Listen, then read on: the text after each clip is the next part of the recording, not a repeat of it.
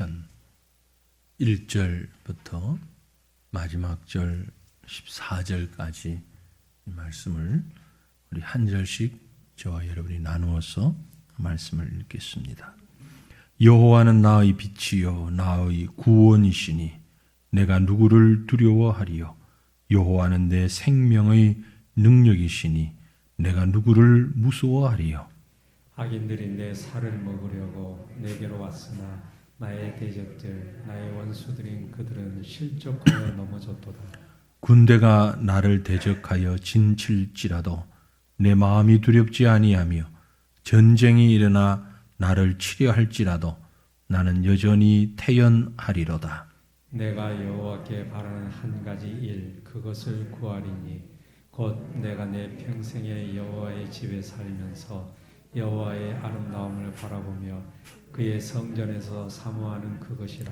여호와께서 환난 날에 나를 그의 초막 속에 비밀히 지키시고 그의 장막 은밀한 곳에 나를 숨기시며 높은 바위 위에 두시리로다. 이제 내 머리가 나를 둘러싼 내 원수 위에 들리리니 내가 그의 장막에서 즐거운 제사를 드리겠고 노래하며 여호와를 찬송하리로다. 여호와여 내가 소리내어 부르짖을 때에 들으시고 또한 나를 긍휼히 여기사 응답하소서. 너희는 내 얼굴을 찾으라 하실 때에 내가 마음으로 주께 말하되 여호와여 내가 주의 얼굴을 찾으리이다 하였나이다. 주의 얼굴을 내게서 숨기지 마시고 주의 종을 노하여 버리지 마소서. 주는 나의 도움이 되셨나이다. 나의 구원의 하나님이여 나를 버리지 마시고 떠나지 마소서. 내 부모는 나를 버렸으나 여호와는 나를 영접하시리이다. 여호와여 주의 도를 내게 가르치시고 내 원수를 생각하셔서 평탄한 길로 나를 인도하소서. 내 생명을 내 대적에게 맡기지 마소서. 위증자와 악을 토하는 자가 일어나 나를 치려 함이니이다. 내가 산 자들의 땅에서 여호와의 선하심을 보게 될 줄 확실히 믿었도다. 너는 여호와를 기다릴지어다. 강하고 담대하며 여호와를 기다릴지어다. 아멘. 여러분이 이런 질문을 받는다면 어떤 답을 하시겠습니까? 당신은 누구십니까? Who are you? 당신은 누구십니까? 간단한 질문이지만 매우 깊은 질문이죠. 답이 아주 간단할 수 있습니다.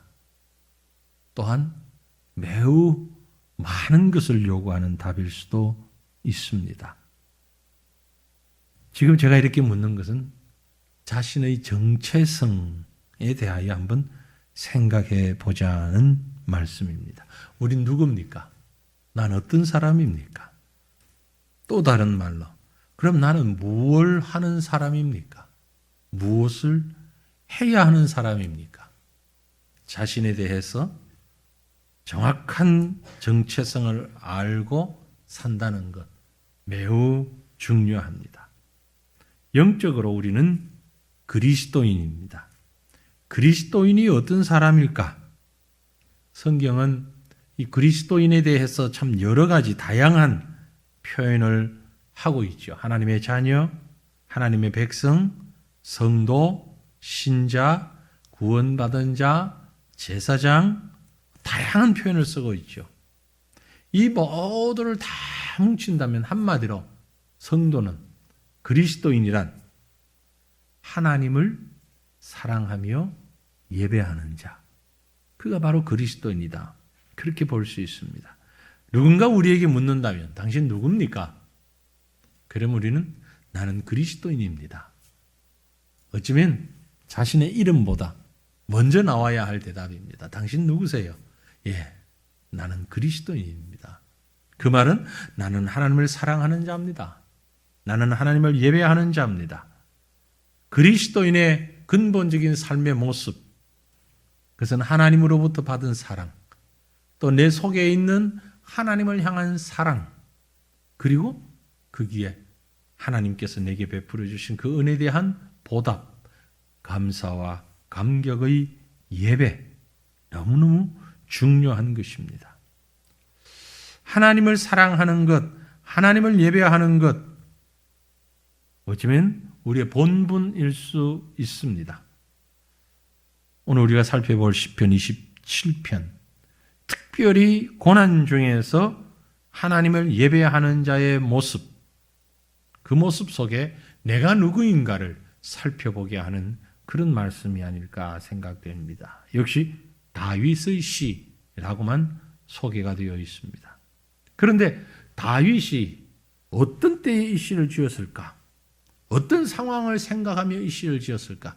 계속해서 우리가 시편을 보면서 생각합니다마는 시인이, 이 시를 기록한 사람이 어떤 상황에서 어떤 마음으로 어떤 목적으로 기록했는가 매우 중요하다고 말씀드렸는데, 다윗이 시편 27편을 지을 때에, 기록할 때에 아마도 다윗은 매우 어려운 상황에 처하였거나 그때를 돌아보면서 기록한 시일 것이다 라고 볼 수 있습니다. 그 상황이 아주 심각한 상황, 어느 정도로 심각하냐? 2절, 3절을 먼저 보면 악인들이 내 살을 먹으려고 내게로 왔나이다. 얼마나 심각했어. 물론 시적인 표현입니다만 악인들이 내 살을 먹으려고 내게로 왔나이다. 3절에도 마찬가지입니다. 군대가 나를 대적하여 진칩니다. 네. 정말 힘들고 어려운 위기. 아마 사울의 인생 가운데 참 많은 위기들이 있었지만 특별히 우리가 성경에 있는 대로 본다면 사울 왕의 공격을 받아서 생명의 위협을 받고 도망다니는 그때, 아니면 아들 압살롬을 피하여서 그 반란을 피해서 도망갈 그때, 그럴 때가 아니겠는가라고 생각할 수 있습니다. 우리가 이런 상황에 부딪히게 되면 그 두려움, 불안, 공포 엄청나게 느낄 것입니다. 우리 인생에서 가장 어려운 것 중 하나가 두려움이죠. 실제로 어떤 상황보다는 그 상황에 대한 두려움이 더 우리를 크게 두렵게 만들 수 있습니다. 오늘쯤은 다 꺼질 거라고 예상을 하던데 어쩔는지 모르겠습니다만 동해안에 지금 며칠째 붙고 있는 산불, 막연하게 우리가 생각하고 있는 것보다 그 영상을 이렇게 보면, 야, 저 자리에 있었다면 우리가 얼마나 두려웠겠나. 바로 거기에 집이 있다면. 지금 집이 상당히 많이 탔거든요. 산에만 불이 난 것이 아니고 그 주변에 있는 집들이 다 불이 타고 무너지고 그런 걸 보면 그 곁에 우리가 있었다면 한번 상상해 보시면 큰 두려움이 있습니다. 우크라이나에 지금 전쟁이 나서 아주 대단한 그런 상황이 이어지고 있는데 그 속에 살고 있는 사람들은 과연 어떨까? 그 두려움과 공포 한번 이렇게 생각해 보신다면 우리 인생이 과연 그런 두려움을 이길 수 있을까? 다윗이 겪었던 사건들은 우리도 얼마든지 겪을 수 있는 사건들입니다. 그런 두려움입니다. 특별히 우리가 믿음을 가지고 살고자 할 때에 사방을 둘러싼 적들이 우리를 위협할 때 정말 큰 두려움을 느낄 수밖에 없습니다. 내가 이렇게 죽는구나. 내가 이렇게 세상을 끝내는구나. 이런 생각을 하는 그 순간, 여러분 경험이 있는 분도 있고 없는 분도 계시겠지만 정말 근본적으로 우리에게 있는 두려움이 있습니다. 그때에 하나님의 사람은 어떤 사람이냐? 그때에, 바로 그럴 때에 하나님을 바라보는 자입니다. 하나님을 예배하는 자입니다. 시편 27편은 바로 그 내용입니다. 정말 적당히 두려운 것이 아니고 너무너무 엄청난 극단적인 두려움에 빠졌을 때에 바로 그 순간에 하나님을 바라보고 하나님을 예배하는 자, 이게 바로 그리스도인인 것입니다. 오늘 다윗의 모습을 보면서 그리스도인이 그런 상황 가운데서 하나님을 어떻게 예배하는가 말씀을 한번 이렇게 정리해 보면 먼저 1절에서 3절까지 있는 말씀이요. 예배자의 마음 다짐을 말합니다. 마음의 자세, 마음 다짐. 하나님을 신뢰하고 하나님을 확신하는 자는 그 마음 자세가 다릅니다. 다짐이 달라요. 자, 1절, 2절, 3절. 우리 같이 한 목소리로 다시 한번 읽어보십시다. 여호와는 나의 빛이요 나의 구원이시니 내가 누구를 두려워하리요? 여호와는 내 생명의 능력이시니 내가 누구를 무서워하리요? 악인들이 내 살을 먹으려고 내게로 왔으나 나의 대적들 나의 원수들인 그들은 실족하여 넘어졌도다. 군대가 나를 대적하여 진칠지라도 내 마음이 두렵지 아니하며 전쟁이 일어나 나를 치려할지라도 나는 여전히 태연하리로다. 아멘. 내가 누구를 두려워하리요? 내가 누구를 무서워하리요? 내 마음이 두렵지 아니하며 나는 여전히 태연하리로다. 아무것도 두려워하지 않고 무서워하지 않는다. 어떤 상황에서요? 군대가 나를 대적하여 진칠지라도, 전쟁이 일어나서 나를 치려 할지라도, 이게 지금 다윗이 처한 여러 가지 상황들을 대변하고 있는 겁니다. 우리가 시편을 읽다 보면 이런 표현들이 참 많이 나와요. 그래서 어떤 면에서는 좀 마음에 가깝게 느껴지지 않을 수 있습니다. 하지만 우리 연세 드신 우리 성도님들 가운데는 전쟁을 경험하신 분들도 조금 있으실 텐데요. 아주 어릴 때 이제 전쟁을 경험하거나 하셨잖아요. 우크라이나 그 상황을 보면 정말 비참하고 어렵고 힘들고 그런 말로 표현할 수 없는, 오늘 주보에 우리 제가 칼럼란에 칼럼을 쓰지 않고 우크라이나를 위한 기도문이라기보다는 상황을 이렇게 이제 매일 업데이트 되면서 저한테 메일로 오거든요. 이게 우리 KWMA라고 하는 세계 선교 회비회에서 매일 이렇게 우크라이나를 위한 기도, 그래서 매일 이렇게 보내옵니다. 어제 온 걸 제가 이렇게 그대로 실었는데요. 지금 어느 한 분이 지난 주중에 저한테 문자로 그런 질문을 했어요. 우크라이나에 그리스도인이 없습니까? 교회가 없습니까?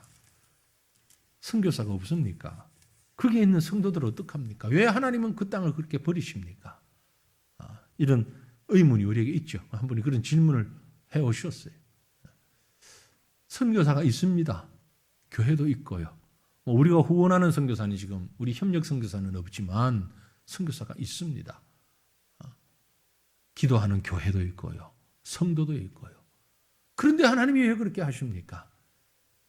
글쎄요. 다 모르죠. 하나님의 뜻이 어디에 있는지. 이스라엘 백성도 나라를 잃었잖아요. 솔로몬 왕국이 멸망했잖아요. 하나님을 믿지 않았어? 하나님이 안 계셔서? 그건 아닙니다. 분명히 그 일을 통해서 그 백성에게, 그 성도들에게 주시고자 하시는 하나님의 메시지는 있을 것입니다. 다만 그 속에서 하나님의 뜻이 무엇입니까? 무릎 꿇는 자세는 우리에게 매우 중요하죠. 다윗은 지금 그 어떤 상황에 견줄 수 없을 만큼 정말 생명을 포기할 수밖에 없는 상황에까지 이르는 그런 두려움에도 빠졌습니다. 기가 막힌 상황에 빠졌습니다. 하지만 그 속에서도 두려워하지 않고 다윗이 한 일은 내가 누구를 두려워하리요? 내가 누구를 무서워하리요? 내 마음이 두렵지 아니하며 내 마음은 나는 여전히 태연하리라. 태연하다라고 해서 아주 안정적이다. 평안하다. 그런 말이죠. 어떻게 그럴 수 있습니까? 구원과 생명의 빛 대신 하나님을 고백하기 때문에 그렇습니다. 하나님을 믿기 때문에 그렇습니다. 그 모든 것의 이유는 여호와는 나의 빛이요. 여호와가 나의 빛이기 때문에 그렇습니다. 빛이라는 말은 구약에서 특별히 시편에서 얘기하는 빛은 신약적으로 표현하면 구원이라는 말입니다. 여호와는 나의 구원이시요. 그래서 여호와는 나의 빛이요 나의 구원이시니, 사실은 지나치는 말 같지만 이 말씀이 우리의 정체성입니다. 빛 되신 주님으로부터 구원받은 하나님의 백성들, 불이 난 현장을 한번 상상해 봅니다. 지금 생활하던 집이 막 불타고 있어요. 정말 막막하겠죠. 그 안에 있는 물건뿐만이 아니고 이제 나는 어디서 눕고 어디서 자고 어디서 사나, 정말 절박한 상황일 거라는 생각이 충분히 공감이 되어집니다. 물론 경험을 우리가 직접 해보지는 않았지만 충분히 공감할 수 있습니다. 그러나 그런 상황 가운데서도 여호와가 나의 구원입니다. 구원이라는 얘기는 나의 그런 모든 형편과 처지를 다 무시하고 원래의 상태로 회복시킨다. 원래보다 더 좋은 상태로 회복시킨다. 그거잖아요. 자연히 뉴스를 자꾸 볼 수밖에 없는데, 동해안에 지금 삼척, 저 정선, 또 저 동해안 저쪽 불이 난 곳에 지금 대통령 후보로 나선 사람들이, 웬만한 사람들은 다 갔다 오고 하더라고요. 그리고 하는 말이 정말 그 말을 지켰으면 좋겠어요. 지킬지 안 지킬지는 모르겠지만 너나 할 것이 다 그런 얘기 했더라고요. 화재로 불탄 사람들 집 지어주겠습니다. 너무 쉽게 얘기하니까 안 믿어지는 거예요. 이게 분명히 그렇게 해야 되는데 지금 막 불이 나서 아직도 불 끄고 있어요. 지금도 집이 불타가지고 지금 망연자실한 사람들한테 대통령 되겠다고 한 사람들이 국가에서 집을 지어주겠습니다. 그만큼 좋은 소리는 없잖아요. 희망적인 소리는 없잖아요. 근데 너무 쉽게 얘기하니까 정말 믿어도 되나? 그런 마음이 드는데, 우리도 이런데 실제 당사자들은 지금 그걸 어떻게 받아들일까? 정말 좀 그렇게 해줬으면 좋겠어요. 누가 당선되든 뭐 어쨌든 그건 자기들이 알아서 할 일이고, 하루아침에 집을 잃어버린 사람들 집을 좀 제대로 지어주면 좋겠고, 기왕이면 집 안에도 뭘 있는 좀 채워 넣어주면 좋겠고, 원래 살던 정도라만 빈집 주지 말고, 그렇죠? 다 타버렸으니까 원래 살던 그 정도 선이라도 뭐 좀 TV라도 밥그릇이라도 소치라도 좀 이렇게 그렇게 해주면 얼마나, 그게 구원이거든요. 지금 다윗은 그 심정이에요. 사방에 나를 감싸는 전쟁과 대적들이 다 있는데 나는 두려워하지 않습니다. 왜? 나는 여호와는 나의 빛이고 나의 구원이시기 때문입니다. 여호와가 나의 구원이시기 때문입니다. 여호와는 나의 능력이십니다. 그렇게 했잖아요. 여호와는 내 생명의 능력이시니. 다른 사람보다 다윗은 특별히 많이 경험했을 거예요. 많이 싸워봤으니까. 전쟁 많이 해봤잖아요. 다윗은. 전쟁이라는 게요, 이게 뭐 잘못하면 다음에 잘하면 되지 이런 게 아니잖아요. 아시다시피 전쟁은 한 번의 실수가 영원한 패배예요. 영원한 죽음이에요. 단 한 번의 실수, 단 한 번의 어떤 세밀하지 못함이 완전한 패배로 이어져 가는 것이 전쟁이에요. 그렇기 때문에 전쟁은 내 능력만 가지고는 안 되는 거예요. 하나님의 능력이 있어야 되는데, 다윗이 수없이 많은 적들과 싸우면서 그때마다 이겼어요. 골리앗과 싸워 이길 때에 큰 소리 치면서 물맷돌로 이겼는데, 지나가고 난 다음에도 몇 번을 생각했겠습니까?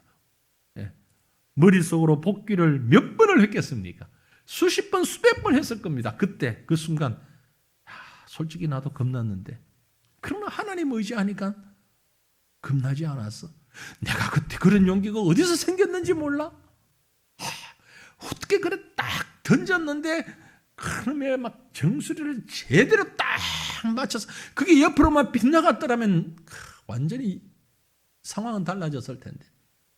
그 돌멩이가 말이요, 어떻게 콧등이만 떨어졌더라도 그렇게 바로 죽지는 않았을 텐데, 정통으로 급소를 치는 바람에 골리앗이 한 방에 끄꾸러졌잖아요. 이거 하나님의 능력 아니면 뭐예요? 하나님이 해주신 것 아니면. 우리도 이 정도인데 다윗 본인은 오죽 생각했겠어요? 오죽 생각했겠냐고. 얼마나 많이 생각했겠냐고요. 그 순간을. 아찔합니다. 하나님의 능력 맞습니다. 여호와는 내 생명의 능력이시니.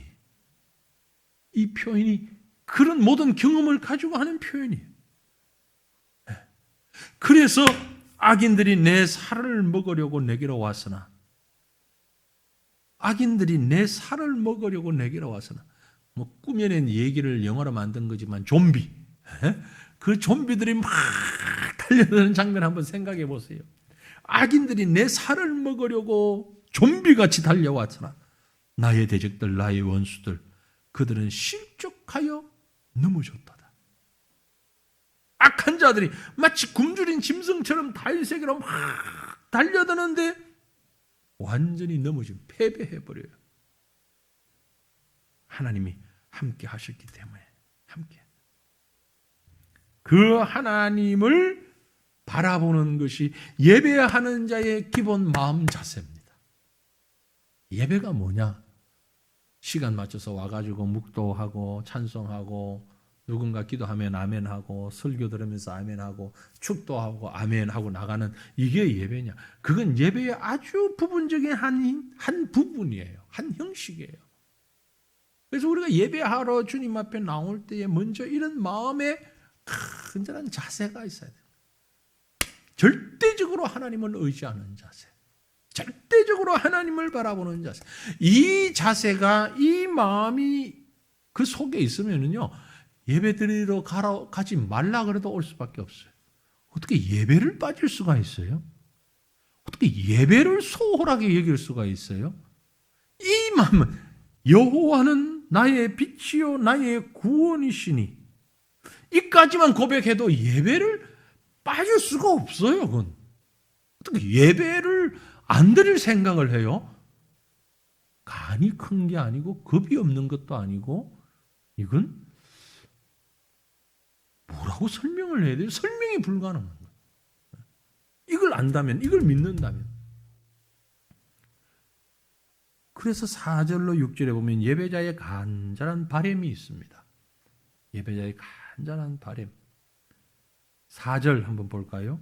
같이 4절 보십시다.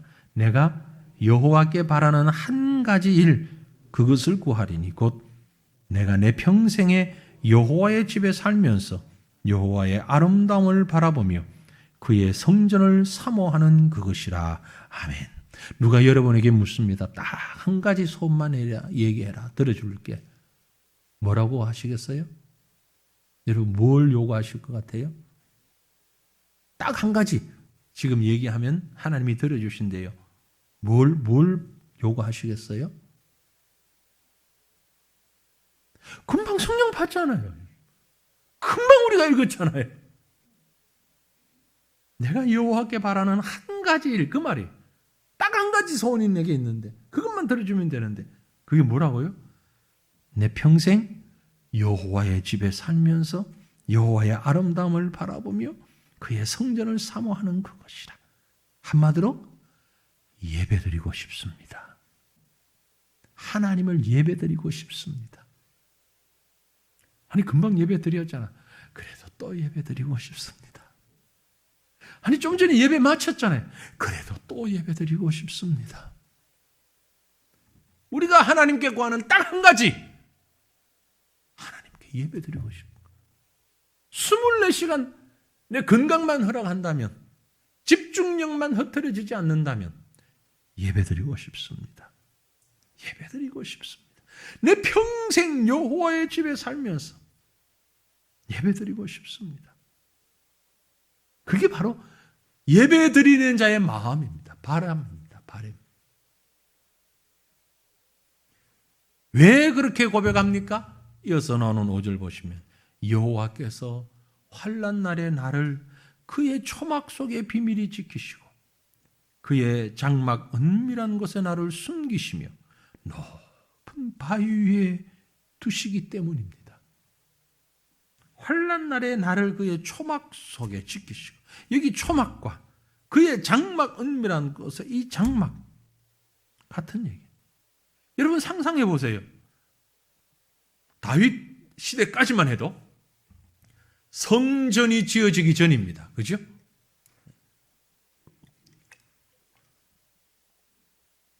성막만 있었어요. 눈에 보이는 여호와의 집 성막은 한마디로 얘기하면 텐트입니다. 텐트. 장막에. 우리가 있는 이 정도의 어떤 견고한 집도 아닙니다. 이 건물은 아주 견고하게 세워졌잖아요. 지금. 튼튼하게 세워졌잖아요. 여러분 여기 아무리 굴러도 꿈쩍 안 합니다. 춤을 추고 막 벌쩍벌쩍 뛰고 다 해도 꿈쩍 안 합니다. 고함을 아무리 세게 질러도 이 건물 안 무너집니다. 비가 와도 괜찮고요. 눈이 와도 괜찮습니다. 태풍이 불어도 괜찮습니다. 성막은 다윗이 다윗 평생에 보아왔던 이스라엘 백성이 평생 본 성막은 텐트예요.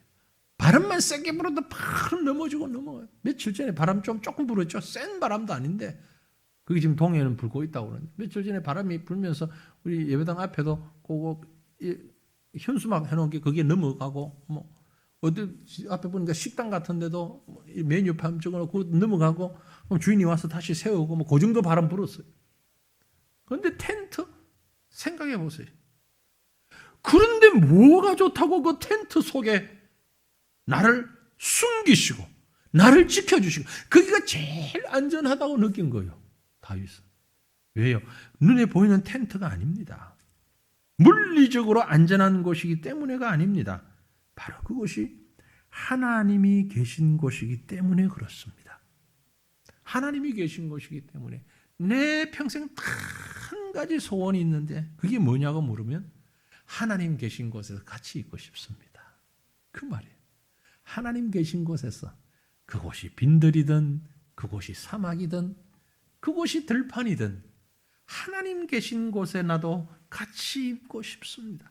여호와께서 환난 가운데 나를 그의 초막 속에 지켜주시고 그의 장막 은밀한 곳에 나를 숨겨주시니까 하나님의 품에 갓난 아기가 엄마 품에만 있으면 최고예요. 최고. 엄마 품이 최고예요. 이유 없어요. 아무 이유 없어요. 뭐 엄마가 이쁘고 돈 많고 이거 아니에요. 이유는 딱 한 가지 엄마기 때문에. 엄마기 때문에. 네. 어릴수록.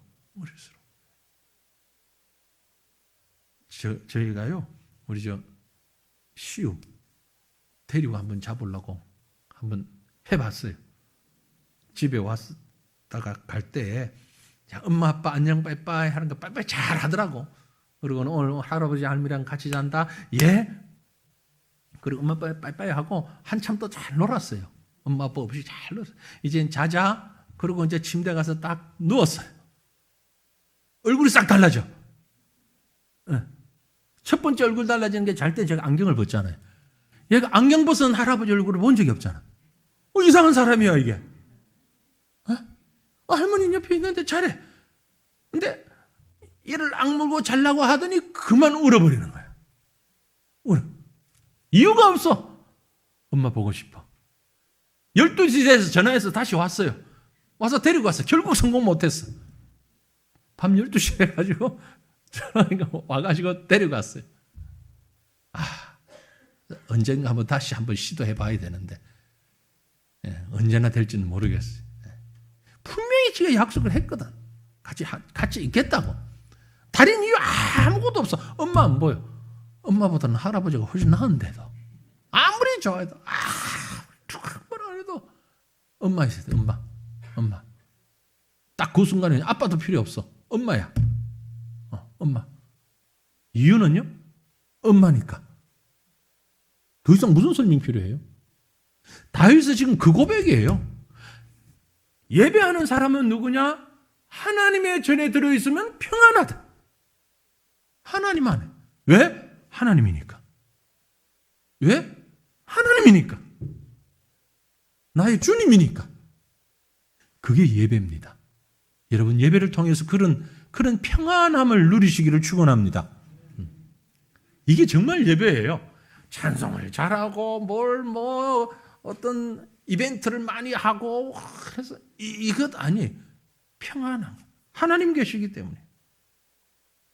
그래서 6절에 뭐라고 합니까? 이제 내 머리가 나를 둘러싼 내 원수 위에 들리리니 내가 그의 장막에서 즐거운 제사를 드리겠고 노래하며 여호와를 찬송하리로다.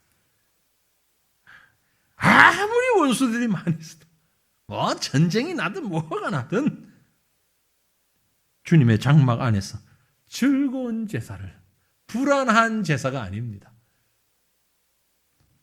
조바심을 가지고 노심초사하며 드리는 제사 아닙니다. 즐거운 제사를 드리고 노래하며 여호와를 찬양하는, 사랑하는 우리 새과천교회 성도들이여, 예배할 때만큼 하나님 앞에 예배하는 시간은 이런 기쁨이 함께 하시기를 바랍니다. 이게 예배자의 모습이에요. 예배자의 바람이에요. 예배를 인도하는 목사로서 가장 큰 소원이 있다면, 하나님, 오늘 이 예배에 참여하는 모든 자들이 이런 평안을 누렸으면 좋겠습니다. 어제 무슨 일이 있었든, 아침에 무슨 일이 있었든, 내일 무슨 일 때문에 걱정을 하든, 어떤 이유를 가졌든 예배 시간만큼은 정말 기쁨이 있고 감사했고, 바깥에 폭풍과 몰아치든 뭐 눈보라가 몰아치든 상관없이 주님 안에서 기쁨의 제사를 드릴 수 있는 이런 예배를 드리게 하옵소서. 하나님을 사랑하는 예배자의 모습이에요. 그런 예배자가 세 번째로 간절히 기도하는 것이 있습니다. 예배자의 간절한 기도가 이제 7절부터 11절까지 있는데요. 7절, 8절 한번 읽어볼까요? 여호와여, 내가 소리내어 부르짖을 때 들으시고 또한 나를 긍휼히 여기사 응답하소서.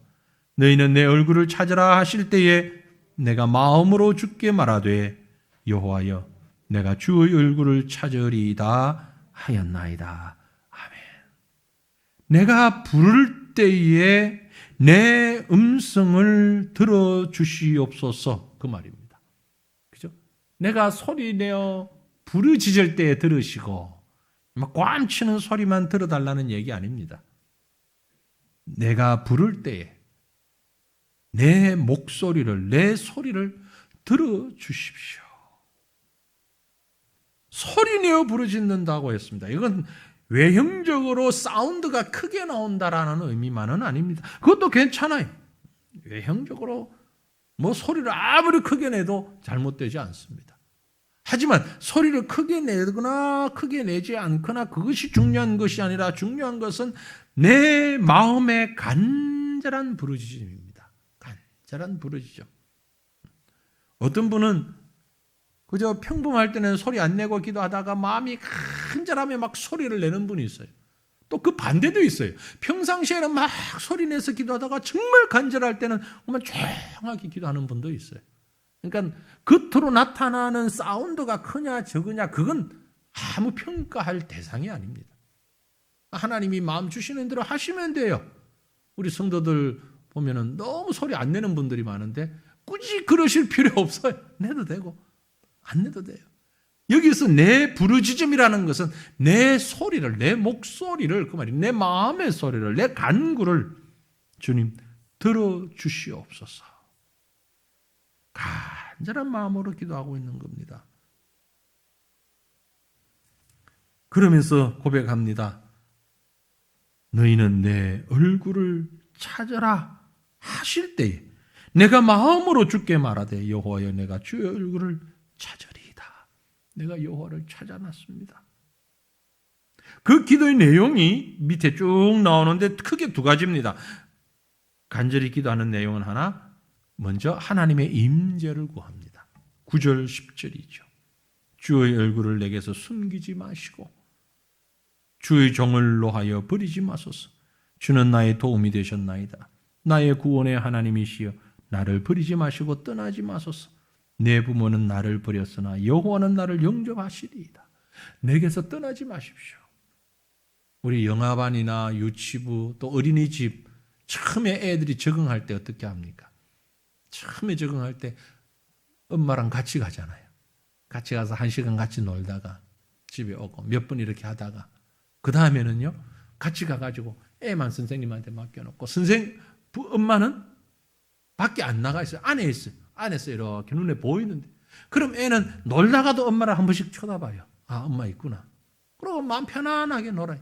그게 어느 정도 지나면 이제 엄마가 밖에 있어도 괜찮아요. 안에서 있다가 혹시 무슨 일이 있으면 부르면 발로 따라가야 되니까. 이런 과정이 지나가면 그 다음에 이제 부모가 안 가고 애만 보내도 주어진 시간 잘 있다가 선생님하고 있다가 놀다가 공부도 하다가 그러다가 돌아오는 거예요.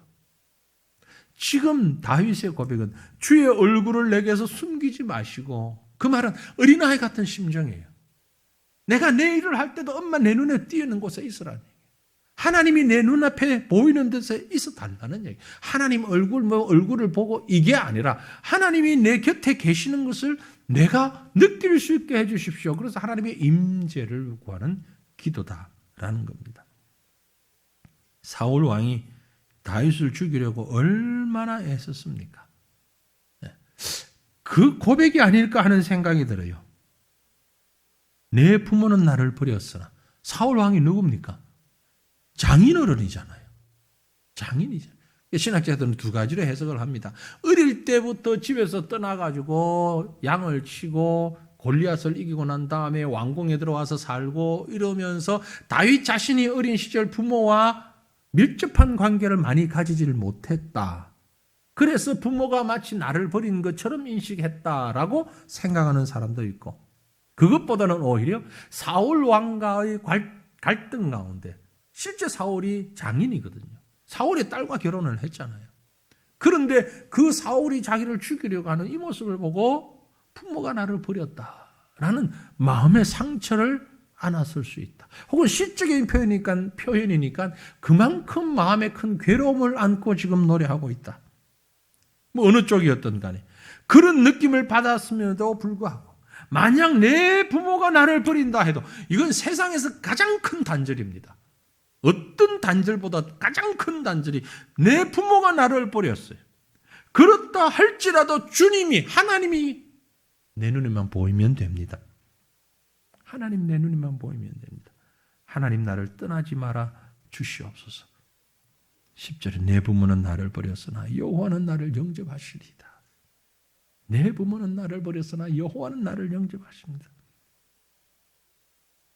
그 확신을 가지고 주의 얼굴을 내게 숨기지 마소서. 또 두 번째 간구가 있습니다. 그건 뭡니까? 하나님의 인도하심을 구하는 간구예요.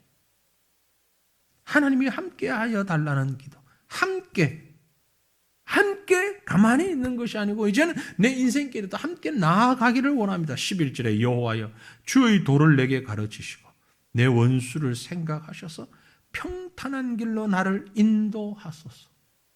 내 걸음을 인도해 주시옵소서. 내 주변에는 원수들이 많이 있어요. 나를 지켜보는 자들이 많이 있습니다. 이 원수들 가운데서 원수들이라고 표현된데 나를 지켜보는 자들, 호시탐탐 나를 노려보고 있는 자들, 그저 관망하는 것이 아니라 나를 공격하기 위해서 기회를 엿보는 자들, 그들 가운데서 나를 인도하여 주십시오. 12절에 내 생명을 내 대적에게 맡기지 마시고 위정자와 악을 토하는 자가 일어나 나를 치려함이니이다. 얼마나 큰 심리적 위협을 느꼈으면, 심리적 위협 속에 있습니다. 그러면서도 다윗이 확신하는 것은 이 땅에서 하나님께서 나를 인도해 주시기를 원합니다. 나는 하나님의 선을 볼 수 있는 줄 믿습니다. 13절에 내가 산 자들의 땅에서 여호와의 선하심을 보게 될 줄 확실히 믿었도다. 산 자들의 땅에서, 이 땅에서요. 우리가 살아가고 있는 이 땅에서, 영원한 천국에서는 물론이고 이 땅에서도 하나님이 나를 인도하시고 보호하시고 나와 함께 하시는 줄 내가 확실히 믿습니다. 예배하는 자는 하나님 앞에 우리의 인도를 간구하는 것입니다. 개인, 가정, 교회, 국가, 하나님의 인도하심이 없이는 우리는 한 발자국도 앞으로 나갈 수 없습니다. 이게 예배입니다. 예배는 이것이에요. 찬송, 기도, 이것만 예배가 아니라 하나님을 의지하면서 하나님과 동행하면서 하나님이 나를 인도해 주시기를 간구하는 것. 우리 각자가 마음에 소원하는 것도 있고 여러 가지 염려하고 두려워하는 것도 많이 있잖아요. 앞으로의 계획, 그것이 선명하지도 못하고 너무 힘들고 앞으로 내가 뭘 할까? 어떻게 될까? 그 모든 것 하나님께 맡기는 거예요. 하나님 인도하여 주십시오. 이게 예배입니다. 여러분의 평생이 예배하는 시간들 되기를 원합니다. 그래서 마지막으로 결론은 예배자의 간절한 소망이 있어요. 그 소망이 뭐냐? 14절 마무리하는 절입니다. 우리 같이 읽어봅니다. 14절. 너는 여호와를 기다릴지어다. 강하고 담대하며 여호와를 기다릴지어다. 아멘. 사랑하는 성도들이여, 여호와를 기다리십시다. 여호와를 기다리세요. 여호와를 기다리세요. 누구 보고? 내 영혼아 여호와를 기다릴지어다. 혹 지금 내 눈앞에 여호와가 안 보일 수도 있습니다. 혹 지금 내가 고통 가운데 두려움 가운데 쌓여 있을 수도 있습니다. 하지만 여호와를 기다리라. 여호와를 기다리는 자에게 강함이 있고 담대함이 있습니다. 그래서 그 강함을 가지고 담대함을 가지고 여호와를 기다리는 겁니다. 기다림에 필요한 것은 강하고 담대함입니다. 우리 주변에 우리가 헤쳐나가야 할 일들이 얼마나 많은지 모릅니다. 이렇게 해도 문제, 저렇게 해도 문제, 이것도 고통, 저것도 고통, 어느 것 하나 확실한 것은 하나도 없는 것 같아요. 전쟁이 날지 안 날지. 어떤 분은 그런 얘기 하더라고요. 러시아가 우크라이나에 공격하는 걸 보고 중국이 대만을 공격할 것이다. 그걸 보고 북한이 남한을 공격할 것이다. 그래서 온 세상이 전쟁의 소용돌이 속에 휘말릴 수도 있을 것이다. 오늘 우리 주부에 거기 보면 3차 세계대전이라는 얘기까지도 나오잖아요. 뭐 앞서가는 사람들의 기우일 수도 있습니다만 결국 여기저기에 이런 전쟁의 소문이 끊임없이 나타나고 정말 그럴까? 하루가 멀다 하고 북한에서는 미사일을 쏘아야 되지 않습니까? 저게 지금 방향이 동해 쪽으로 쏘아서 그렇지 방향이 오른쪽으로 삐 해서 쏘아버리면 바로 우리 쪽으로 내려오는 거잖아요. 그 지금 각도입니다. 각도만 조금 다르면 온 세상이 지금 불바다가 될 수 있는 정말 위험한 상황 가운데 있는데 하나님 어떻게 해야 됩니까? 어떻게 해야 됩니까? 예배하는 자의 고백은 여호와를 기다릴지어다. 하나님의 손길을, 하나님의 인하심을, 하나님의 능력을 기다리는 것. 이것만이 최선이며 이것만이 최고의 결론입니다. 이것이 바로 예배입니다. 진정한 예배는 하나님을 기다리는 거예요. 여러분의 인생 가운데 하나님을 기다리시길 바랍니다. 자녀들, 사업, 건강, 하나님 기다리셔야죠. 하나님을 예배해야죠. 그래서 매일같이 매 순간 하나님을 예배하면서 하나님 앞에 무릎을 꿇으면서 여호와의 장막에 거하는 것이 참 기쁨입니다. 참 평안입니다. 이 고백을 하면서 주님 앞에 날마다 예배하는 하나님을 온전히 신뢰하며 하나님을 기다리는 그런 예배자로서 승리하는 저와 여러분 우리 모두의 모습이 될 수 있기를 주님의 이름으로 축원합니다. 기도하시겠습니다. 우리 시간 한 마음으로 기도할 때 하나님 내가 주님을 기다립니다. 주님을 바라봅니다. 여호와 앞에 예배하는 이것이 가장 큰 기쁨이고 평안이고 축복임을 깨닫고 주님 기다리는 우리가 되기를 원합니다. 다 같이 통성으로 주님 앞에 함께 기도하시겠습니다.